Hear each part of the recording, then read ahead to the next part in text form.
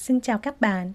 Chào mừng các bạn quay trở lại với Easy Vietnamese, tiếng Việt thật dễ.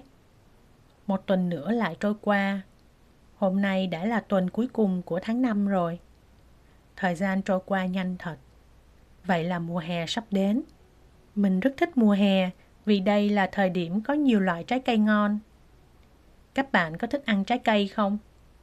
Trái cây vừa ngon, vừa tốt cho sức khỏe. Mình nghĩ mỗi quốc gia sẽ có văn hóa ăn trái cây khác nhau. Hôm nay, chúng ta hãy cùng nói về cách người Việt ăn trái cây nhé.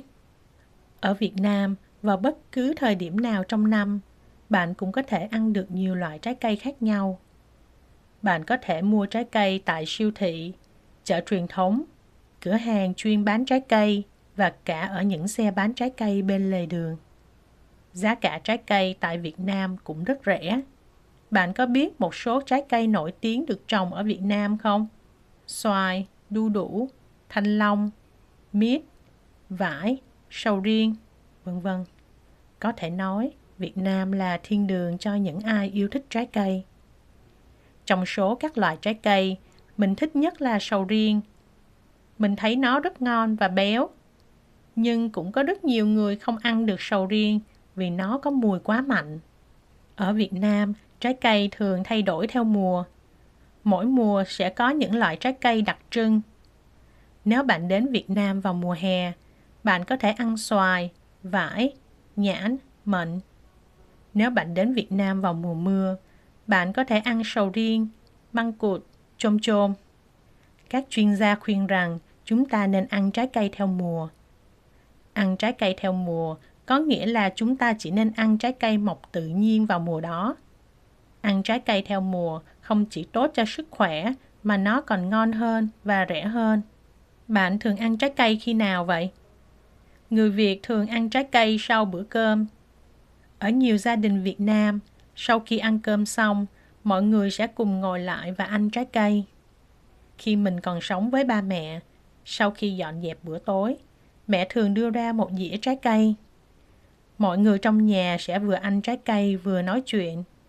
Không khí thật vui vẻ. Đó chỉ là một khoảnh khắc rất bình thường, nhưng lại rất ấm áp mỗi khi mình nhớ về gia đình. Bạn có bao giờ ăn trái cây với muối chưa? Đúng vậy, bạn không nghe lầm đâu. Ăn trái cây với muối. Nghe có vẻ hơi lạ với nhiều người nước ngoài đúng không? Nhưng người Việt Nam ăn trái cây với rất nhiều loại muối. Ví dụ như muối trắng, muối tiêu, muối ớt, muối tôm, vân vân. Vị chua của trái cây kết hợp với vị mặn và cay trong muối tạo ra một hương vị rất đặc biệt. Mình rất thích ăn kiểu này. Nếu bạn chưa thử, cũng có thể ăn thử nhé. Ngoài việc ăn trực tiếp, người Việt còn dùng trái cây để làm rất nhiều món khác nhau như sinh tố, nước ép, chè trái cây, dầu trái cây.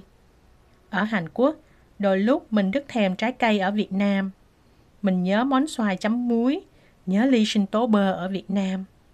Và đôi khi, chỉ cần ăn một loại trái cây quen thuộc cũng có thể khiến người ta nhớ nhà. Cảm ơn các bạn đã lắng nghe podcast ngày hôm nay. Hẹn gặp lại các bạn trong tập tiếp theo của Easy Vietnamese, tiếng Việt thật dễ. Nếu có ý tưởng nào cho nội dung của tập tiếp theo, bạn hãy chia sẻ với mình nhé. Xin chào và tạm biệt.